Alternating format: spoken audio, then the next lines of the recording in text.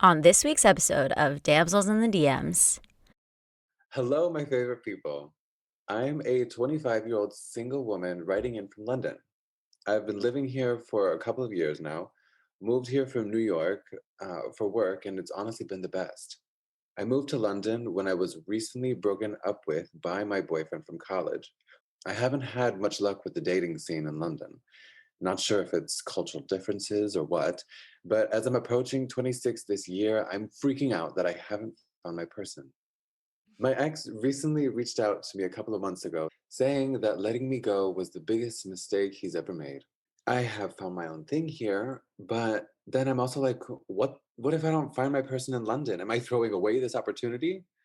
Please help. Lost in London. This message is intended as a reminder that we are not licensed professionals, not psychiatrists or psychologists. If you have a serious problem, please seek professional help. The National Suicide Hotline is 1-800-273-8255. That's 1-800-273-8255. There's some damsels in the DM. Yes, queen. Tell us what's the vibe. There's some damsels in the DM. Please tell us what's the vibe. DMs, yeah we see them, yeah we read them. DMs, we don't need them, we just leave them. Please. Yeah. It's going down in the DMs. Bye. Hello, everyone, and welcome to another episode of Damsels in the DMs. I'm Lauren. I'm Ush. And I'm Alejandro. Hello. You guys, I got a new mic. It's the same mic that both of you have. So now I'm on your level since my mic got stolen. I don't know if we talked about this in the previous episode. I think it's hilarious that you both have mics that function, and now I have a mic that's like malfunctioning. I haven't even been able to use it because the last time I tried it, it was doing this weird echo thing, unfortunately. Oh, yeah. Oh, that's bad news. So then the mic doesn't have a long life, apparently. Is that what that lasts? Well, I that's just feel what like it means. If yours is already, if yours is already broken, then because my previous mic died out. So if yours is dying, then that just makes me feel like maybe these were not the best investment. But all mics aside, today I'm excited to dig into all things Lauren. Oh my gosh. I know you had this big announcement in our last host episode, and unfortunately you were super sick. And so I feel like you need a redo and you need to come out to the world again about your huge news. I'm coming out. No, I am heading to New York at the end of August, where I am going to begin my MFA in creative producing in film at Columbia. Yes, congratulations. Thank you. I'm so equally much. excited and sad. I'm sad to lose, that LA's going to lose you for a few months. I mean, I don't think anything's going to change because this girl is always doing back and forth between LA and New York. So I really don't feel like things are going to change. I think I'm just going to be seeing you in both cities now, except for just rather than one city. I think I'm going to be here a lot. I hope that I'm here a lot. If I'm here a lot, it means that I'm working, and working is good. I already know that I'll be here in November, I think, and then probably in December as well. So I feel like it'll be 2 years where my time is maybe 70-30 New York, LA. And then after that, be back in LA. Yay. Well, okay. So Columbia, this is super exciting. What a great school. I'm so proud of you. Of course, you're going to get into an Ivy League school, but I am curious, and I'm sure the audience is curious as well. What made you decide to pursue a master's degree in film producing? So, I mean, you guys know as actors, it's really hard to have control over your career because you spend a lot of time waiting for somebody else to give you an opportunity. And with both of you, but especially Alejandro, we worked to make our own projects come to life and give ourselves our own opportunities with Defining Dodo and the project that you and I are working on, Osh, and then projects that I've done in the past, like It's a Girl Thing and my human trafficking documentary. But the thing with all of those projects was that I felt like I would get to after the film festival point and I would be like, okay, what happens with these projects now? Like, how do you get distribution? Who do you talk to? How do I make something off of this thing that had been my baby for so long?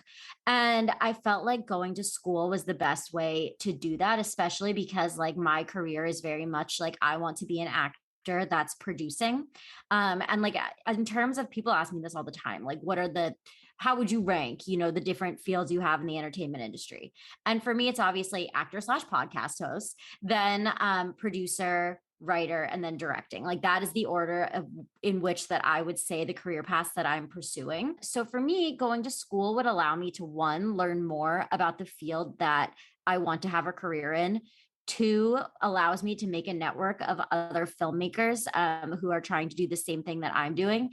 And three, just gives me more opportunity to create and be on set, which, just seemed like it was the right step for me. And obviously, you guys know Brian is in New York, has been in New York. So Columbia just made a lot of sense. That's so exciting. So you going to Columbia means that you'll be spending a lot more time with Brian in New York. What are conversations or what have conversations been like about this transition that you're experiencing slash the future together? So yeah, I was thinking about this. I'm not even sure that I've ever explicitly said this on the podcast, but like Brian and I have not lived in the same city since college. And like we were not even dating officially in college. So like basically like Brian and I started dating. He had already graduated. And I was a junior at the time. So by that point, he was already living in Irvine. So like I was telling Osh yesterday, I used to take the train from LA to Newport to go see him. So this will actually be the first time that we are living in the same city. And yeah, it's definitely a transition because like I'm so adjusted to doing long distance. And I think in a lot of ways, long distance really served me. And obviously, LA to Irvine is not as excessive as doing LA to New York. But, like either way, you're still like driving an hour or you're getting on a plane, like you're still doing something in transit to go see that other person. They're not a part of your everyday routine. So switching into that, like, feels like a jump. But what I also have been saying to people is that, like, I'm excited about it. And I feel like that's how you know when it's the right time to be making that jump. Because if it were something where I was like, oh, I want to continue to be independent, I want to continue to be on my own and, just making sure that I'm really fulfilling my career ideals and my friendship ideals. Like I've already been doing that for so long that I know how to do that independently now, and I don't think that it's like going to be something that I'm sacrificing just by living in the same city as my significant other. So yeah, I feel like it's time. And I feel like you have your own group of good, really good girlfriends in New York, right? Because like Yeah. some of your best friends moved to New York last year, and now you just have this like amazing group of people there that you don't feel like you need to be hanging out with Brian and his friends and doing everything that they're. I mean, you also share the same friends, which is kind of nice, Yeah. but it is really important that someone like you who is super like career driven and very, very hardworking to have your own life outside of the person that you're like gonna be moving across For country. sure. Not for, And I'm hoping to make friends at Columbia as well because like those are all my potential future collaborators and network. Mhm. So I'm hoping that like a lot of my time in New York is centered on building relationships outside of my relationship. It's so exciting to see you move with such confidence, but I am curious, are there any points of apprehension that you have in preparing for the big move? Oh my God, yes. Okay, first of all, I am LA's number one fan, as everybody knows. Like, I could start a fan club about how much I love LA, and I could go on for days about it. So, first of all, like, leaving LA is very bittersweet for me, which I think is why, like, also just for my sanity, I have to be like, I'll be back in 2 years. Like, I'm coming back. Like, it's not forever. Because I think, like, I also need that timeline to know that I'm coming back. Because, like, moving to New York is a little bit different for me than it is for other people because I grew up in Philadelphia. I'm from the East Coast. So going back to the East Coast doesn't have that same like, oh my God, like big city feels that it might for other people because I know it very well. And of course, living in New York is very different than being in Philadelphia. Don't get me wrong. But just like I know what it's like to live in the cold. I know what it's like to like be in a city and I like wanted to be in California my entire life. So it feels like doing this thing that wasn't exactly part of my plan, if that makes sense. And like going out of your plan can sometimes be scary, but it's sort of like you have to take these risks on yourself and just know that you're betting on yourself by doing this. And even though it feels scary and it makes you nervous, the opportunities that could come out of it are worth that risk and that scary feeling. My question is, what are you going to do about your hikes? Because you're a I big know. hiker. Hiking is your thing. Yeah. So what are you going to, how are you going to replace this love for hiking in New York City? So I'm really lucky that the place that I'm moving to is right by the water. And there's actually like a walking trail right there. So I think me and Ernie will pick up our walking trails along this, and it'll be more big city feels, but it'll still be an urban hike, I like to call it.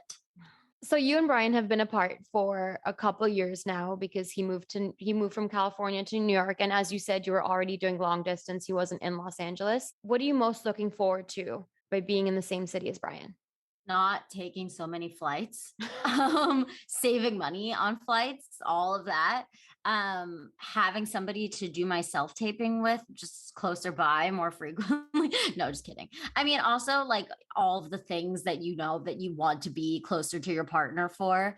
But I think that like right now, like I was saying, it feels very exciting, but I'm sure there's also going to be things that come out of it that are a huge adjustment for us that like we're not really thinking about. And even like we've seen it coming out like when he comes to stay with me, like we're even we conflict on things like he doesn't close the cupboards. He thinks that I don't like fold properly. Honestly, folding has been such a theme in my life. Have I ever told the story about like when I worked at Juicy Couture? And yeah, my first job ever was working at Juicy Couture. And I don't know if anybody remembers, but those J jackets like have a very specific fold to them. And I am so trash at folding to the point where my boss said to me, "You're lucky that you're pretty." Um, Oh my my God. folding was so trash, and that's a theme in my life. I'm very clean, I'm very neat, but the folding, like I still just don't have technique in it. I don't know why. So Brian gives me shit for that. I gave him shit for not closing the cupboards. So there's like all these little things that like come out when you start to spend more time with somebody that you're not like thinking of. And I think that that's going to be an adjustment, but you guys know we do our happy hour meetings. So like any of these issues that start to build up, we'll talk about it in our happy hour meetings so that they're not like a point of resentment for us.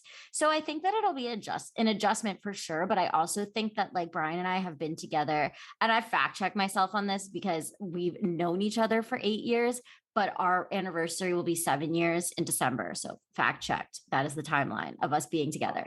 So that's like a long time to be with somebody, you know? So it's also important that like you start to have these more challenging times to see like, okay, can we get through it to move along, if that makes sense.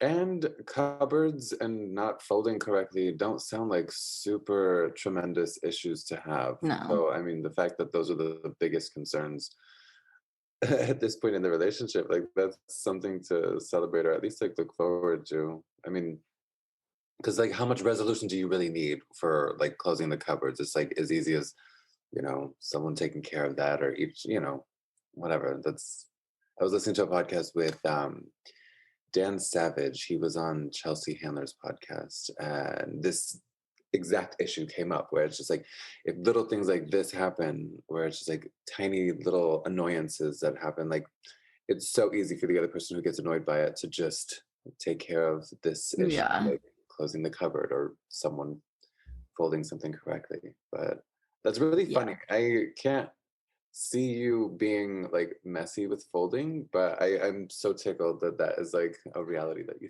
think. Tickled. Um, well, honestly, like the biggest issue that we've gone through in like our relationship was honestly me getting Ernie. Like he just did not want me to get Ernie. And now he's obsessed with Ernie to the point that I even offered to change Ernie's last name on his Instagram handle / his life. Because I don't know if I've talked about my dedication to not taking Brian's last name and instead like when we eventually down the line get married, and instead I want to mold last names to instead take the last name Zaris, which I think is like the most feminist thing that one could do. Like make your man take a new last name? Like, why should the woman always have to take a last name? Like, so we just become the Zarises together. So it was really funny because I offered to change Ernie's last name now that he's taken more ownership of Ernie. And he was like, oh, to like Ernest Worthing Samansky. And I was like, no, to Ernest Worthing Zaris. Like, ain't nobody taking Samansky. That's too hard to Exactly. Okay. So in Spain, in the Spanish culture, traditionally the man takes the woman's last name, which I love. I don't love Zaris, but I think it could grow on me. I'm just like very, very anti the idea, but I think it could grow on me. Not that it has It's your anything- culture, Osh. It's like too stringent. You're not ready for these feminist ideals. Just keep working on it, Osh. Yeah, you know what? I'm not feminist. Like I literally can't stand. I'm just kidding. I'm kidding. I love that Jokes. you're like so passionate about not only, forging your own path in terms of your career, but now creating a new name / way for people to identify themselves in a partnership like a marriage. That's so dope.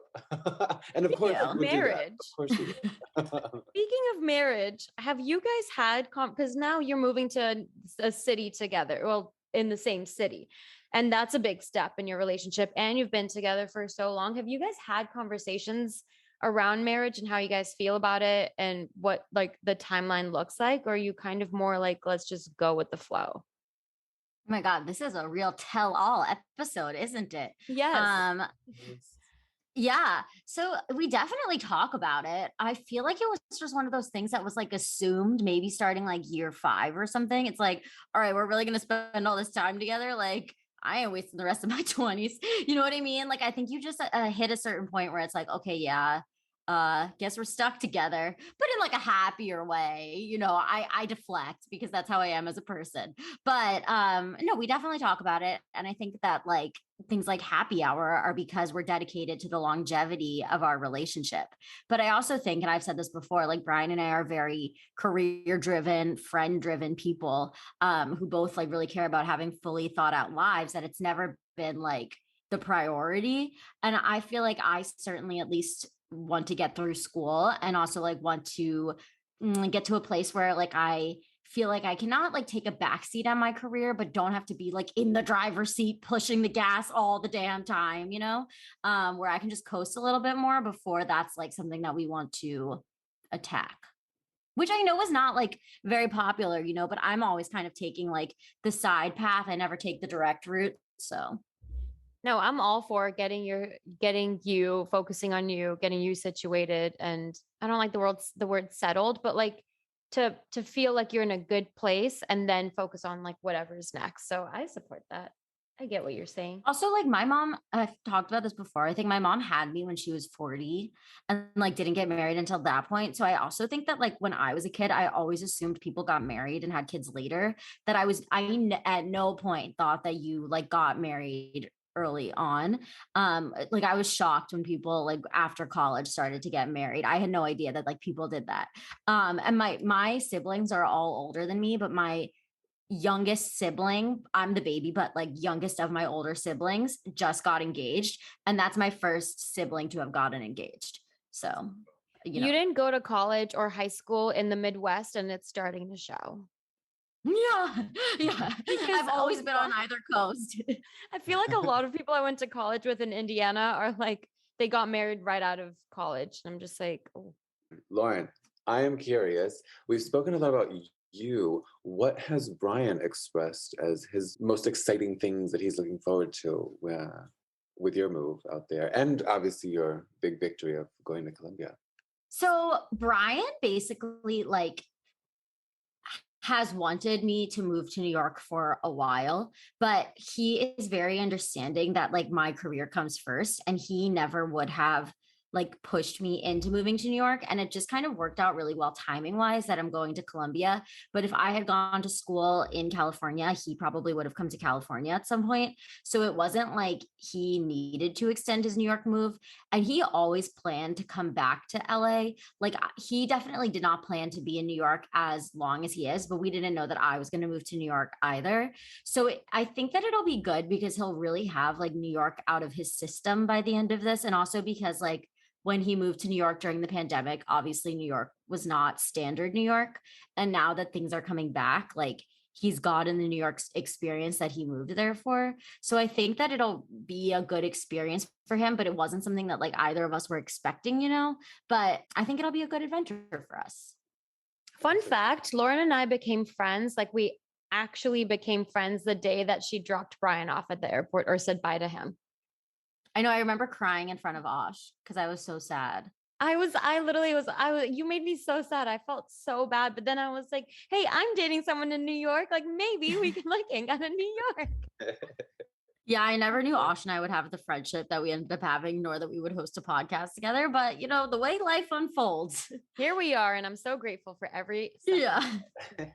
So I feel like we've had conversations and letters written in that touch on like relationship claustrophobia.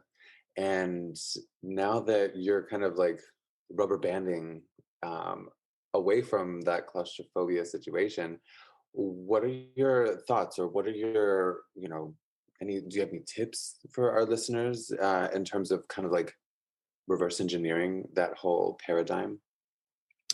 Yeah, it's interesting because a lot of people are always really surprised that Brian and I have been like long distance as much as we have. And like I said, it's because it's been varying degrees of long distance. I think if we had started like dating right after college and it was the LA to New York thing, I don't know like how that would have gone. But because we had the only within an hour distance of each other for a long time before he moved to New York, I think that really helped us in establishing our relationship before we, were more independent on our coasts. And now that like we're coming back to living in the same area, I guess what I would say about it is that I think maintaining the independence that you were able to foster in that period of being like long distance proper is really important. Like making sure that you still have dinners just with your friends, making sure that you still go out just with your friends. Like you're not the person that always brings their boyfriend along, and making sure that you just like put time into just being with your friends. Like, I don't know about you guys, but sometimes I think the best moments with your friends are like when you're just after going out on a Saturday and you guys wake up together on a Sunday and you get to reflect on everything that happened the night before. And sometimes like when you're going home with people and you're not just waking up with your friends anymore, you miss that like same bonding moment. And of course, like going out is so much fun, but also like just being on the couch and watching a movie and those like moments of just doing things together that you get a lot when you're in college, like those are so beautiful. And I think we lose that as we get older. So I think like for me moving there, I want to make sure that I really continue to foster my friendships in that same way, and, really take this time to not feel like I'm moving there just for my relationship, because I get that all the time. Like when I go to networking events, like, oh, you're moving there to be with your boyfriends. Like, no, I'm moving there to go to Colombia. But like, obviously that's a cherry on top of the whole situation. But I think like what will be most important for me is like keeping up with my career and finding the balance between making sure that all of my friendships and my relationship feel fulfilled. It's sort of like when you have a pie and you make sure that you're cutting even slices of everything. And I think that it's definitely going to be a new challenge for me on developing what this pie looks like and how much of a slice I can give to each thing. But I think that that's just going to be a new life challenge for me to figure out. So yeah, like that what you were talking about, Alejandra, with that rubber band effect, I think the best way to do that is just to make sure that you're cutting even slices for each part of your priorities that are important to you. That makes sense. Well, that sounds like a perfect moment / transition point for this letter. Shall we dig in? Let's do it. So we have, hello, my favorite people. I'm a 25-year-old single woman writing in from London. I've been living here for a couple of years now, moved here from New York for work, and it's honestly been the best. I moved to London when I was recently broken up with by my boyfriend from college. We went to NYU together, and he moved to LA shortly after graduating, so we amicably split, knowing that it was the right thing to do. I haven't had much luck with the dating scene in London. Not sure if it's cultural differences or what, but as I'm approaching 26 this year, I'm freaking out that I haven't found my person. My ex recently reached out to me a couple of months ago, saying that letting me go was the biggest mistake he's ever made. He hasn't had any luck with the dating scene in LA either, and wanted to see if we could make it work this time now that we've both had a couple of years apart to grow. I really want to see where this can go, but he just told me that he's been looking at jobs in London, and now I don't know how to feel about that. I don't want him to move countries just for me because I don't want him to resent me or the other way around. I have found my own thing here, but then I'm also like, what if I don't find my person in London? Am I throwing away this opportunity? Please help. Lost in London. I'm waving the red flag here. Red flag, red flag, red flag. I feel like it's very questionable that he's reaching out because the point that I want to flag is that he said I haven't had much he hasn't had much luck in the dating scene either. So part of me feels like, first of all, you guys are only 25, so it's like dating scene, how many years has it been? Like I don't know. I think you need to give yourselves a little bit more time. Like that amount of period of space at this age is really nothing. And I feel like you shouldn't just try it again just because you haven't had luck with other people. It's like sort of going back to something that didn't work out before.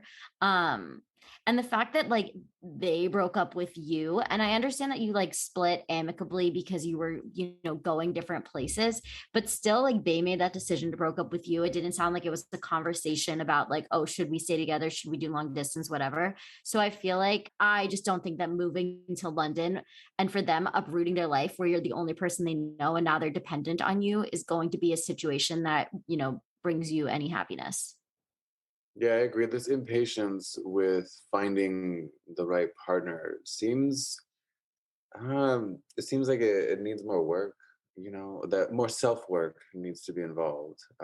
Just like you were saying, what you're looking forward to in terms of establishing more connections and spending more time and developing relationships outside of your relationship with Brian. It sounds like this person needs to take a few more years if it's already been a couple in London, like to just focus and like find things that make them happy. I don't, yeah, because like rushing in and this state of emergency and Yeah. wanting to rush to the nearest solution just seems, I don't know, it makes me feel uneasy for this person. It does feel like a state of emergency. You're right. Because it's like, what is the rush? Like, why don't you guys try long distance and see if he has the right intention or if you even have the right intention? And I am a firm believer that if it's meant to be, it'll be. And you don't need to have long distance or no long distance. Like if you're meant to be with this person, you're gonna find a way to make it work. That's what I feel. I don't have this thing where it's like, oh, it's long distance, so like we're not gonna work. Like I think you could still make it work unless money is a huge issue and you literally cannot afford a plane ticket. Then that's a different story. But seems like you both, have like great jobs, one in London, one in LA. So why not try long distance for a little bit or meet up in New York, which is obviously your stomping grounds and a halfway point between London and LA. Like, let's not move too fast and rush into this. I'm curious too, what other things were said besides letting them go was the biggest mistake? I'm curious, like if this person was like saying other things that may have influenced this letter writer to submit something to us. Because otherwise, I mean, just to say like, oh, it was the biggest mistake. Da, da, da. I mean, like, yeah, talking about London, like, what else? What else is being said that we're not aware of? I feel like there might be some mitigating circumstances / statements that might be at influence here. But I There guess is an air of desperation, like he hasn't had any luck in the dating scene in LA and wanted to see if we could make it work. And I feel like he's using the whole now that we've had a couple years, to grow apart and do our own thing. Like I feel like that's an excuse. Like he's using that as an excuse to woo her back in. But yeah, I don't know. I think a red flag, Lauren, you called it. Just to offer a personal antidote to this, I feel like when I was single, I felt so desperate to find somebody that I also spent so much time believing what you said, Osh, about how like if it's meant to be, it'll be, because I just like wanted something to cling on to that my past relationships would work out because I didn't have a current relationship. And I feel like that's a really easy trap to fall into when you just want something to work out so badly. But that's the whole thing. You just want something to work out so badly. And because you're like spending time hoping that something works out in one of your past relationships, you're not leaving yourself open to all of the future relationships that can be coming your way, because now you're thinking about the potential of it working out with that past person. And I feel like we talked about the pie earlier. Make sure that you're, denoting a slice of the pie that's accurate for all of the priorities that you want to have aside from your dating life. Like whether it's making sure that you have a solid friend group in London, that you're taking up hobbies that you've wanted to try, that you're making sure that you leave time for reading and books, and reading and books are the same thing. To reading, watching content, whatever it is that brings you joy, just make sure that you're leaving enough time for that before you're putting so much priority on making a relationship happen that already didn't work out the first time. Yeah, if it's meant to be, it's meant to be. There's a song by BB Rexa and Florida Georgia Line too that sings about this. Oh my goodness. I don't know why I felt the need to mention that song, but I think it's important. Thank you. Yeah, I think Letter Writer Lost in London, I think you should be putting that song on repeat.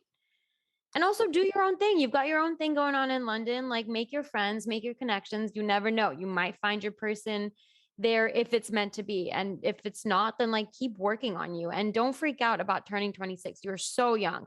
You're so young, and you're still like half your 20s ahead of you before you even reach your 30s. So don't worry about not finding your person. You got plenty of time. And then once you do find your person, you're gonna be like, damn it, wish I was single. I missed out on my 20s. So just, be patient.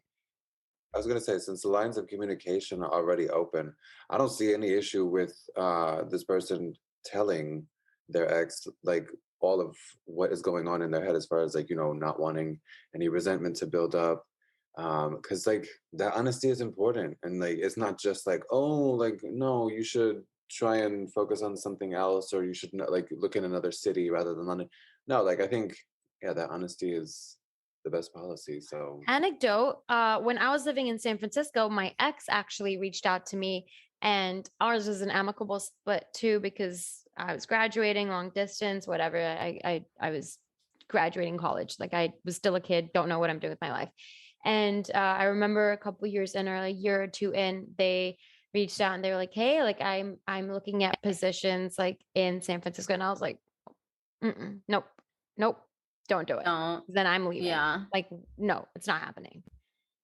The other thing that I was going to say is I feel like when you're in your early 20s, they feel so precious, and it feels like you need to have all of this accomplished and ready by the time you get to your 30s. But then when you enter your late 20s, you're like, I have a full life, and I don't need to put so much pressure on one decade to make the rest of my life happen. Like, take your time. Age is literally just a number, and don't put so much pressure on making all of your hopes and dreams and wishes for the rest of your life come true by the time you're 26, because you're going to need other things to be happy and excited about, honestly. And you don't want to just make your 20s the number one decade, because then what are you going to do the rest of your life? Agreed. Oh my goodness. The 20s are there for making those mistakes and jumping over them hurdles. And even in the 30s, we're still trying to figure it out. Like, yeah, nothing's ever set in stone. But we love this letter like we love every other letter that we receive. So please continue writing to us, sending us voicemails, keeping up with us on all of our ongoings that we may attend or experience in the future. And if you are old school, then send us a DM, because we still receiving DMs. We always got that option too. We will take your problems in any way that we can have them. We love the opportunity to analyze, so please continue sending them along. All right, everybody. Well, thank you so much for tuning in to another episode of Damsels in the DMs. Until next time. Going down in the DMs. Bye. DMs, we don't need them. We just leave them. Please. Yeah. It's going down in the DMs. Bye.